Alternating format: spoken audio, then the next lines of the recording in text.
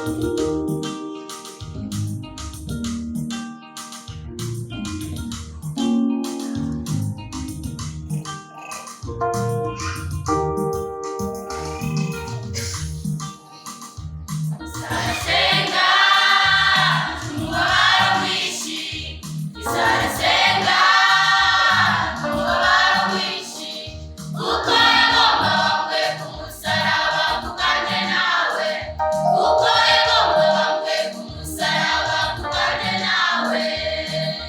Yanjye twizere Yesu, nawe azatubera icyo abona cyiza ku Mana yacu, nawe azatubera icyo abona cyiza ku Mana yacu. Iradukunda idufise ku mugambi, yaremeka ku Mwana wayo w'ikinege ikunda, azanga gusi yambara umubiri asa natwe, ibyo yabikoranye umutima mwiza ubikunze, kugira ngo jyewe nawe tuba mu bugingo.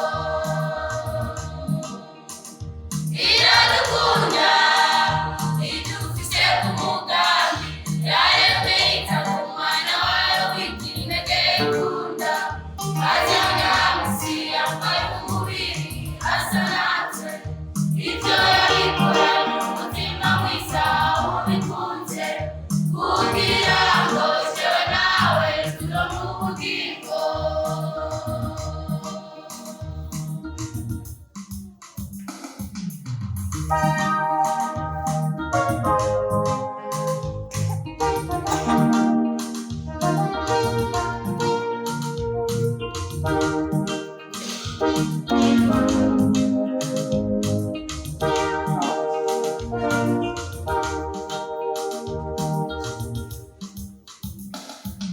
Yaritanze arababaza, yaramukubise cyane biteye ubwoba, ariko yarihanganiye ibigerageza aratsinda, ariko yarihanganiye ibigerageza aratsinda.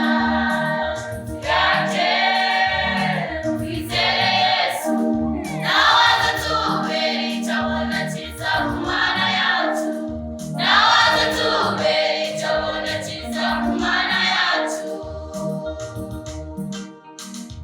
Yesu yaritanze arababazwa, yarakubiswe cyane biteye ubwoba, ariko yarihanganiye ibigerageza aratsinda, ariko yarihanganiye ibigerageza aratsinda.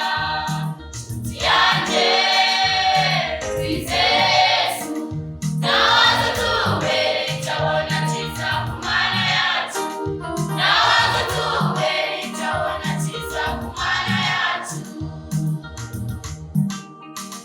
Iradukunda idufise ku mugambi, yaremeka ku Mwana wayo w'ikinege ikunda, azanga gusi yambara umubiri asa natwe, ibyo yabikoranye umutima mwiza ubikunze, kugira